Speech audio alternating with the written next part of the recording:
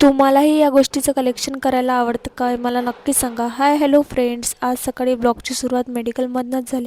कारण आज घरी खूप जास्त लेट झालं होतं, म्हणून पटपट आवरलं आणि सरळ मेडिकलला आले आणि जे काय आपले कामं होते ते सर्व केले. आणि संध्याकाळी घरी गेल्यानंतर मस्त असे पॉपकॉर्न आणले होते तर ते खाल्ले.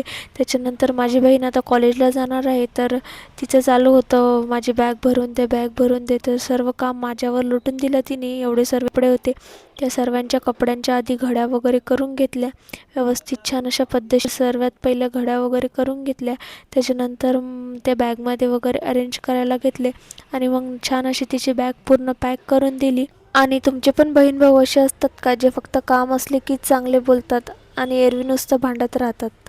आणि हे जे काही ज्वेलरीचं कलेक्शन होतं ते पण खूप अस्ताव्यस्त पडलं होतं. म्हटलं आता कामं काढलेच आहेत तर ते पण आवरून घेऊ, आणि काही गोष्टी तिला पण सोबत न्यायच्या होत्या तर तेच बघत होतो. आणि त्याच्यामध्ये पण आमची अशी भांडणं चालू होती की हे मला पाहिजे, हे तुला पाहिजे. आणि खरं सांगा, तुमच्या घरात पण असं असते का? बहिणी बहिणी असल्यावर ह्या सर्व गोष्टी होतच राहतात. एक वेळ एकमेकींसाठी जीव द्यायला मागे करणार नाही, पण कधी कपडे आणि आपली वस्तू कधीच एकमेकींना देणार नाही. हे तुम्ही पण रिलेट करता का? मला नक्की सांगा. आणि मग फायनली जे मला पाहिजे होतं ते मी घेतलं आणि जे तिला पाहिजे होतं ते तिला दिलं.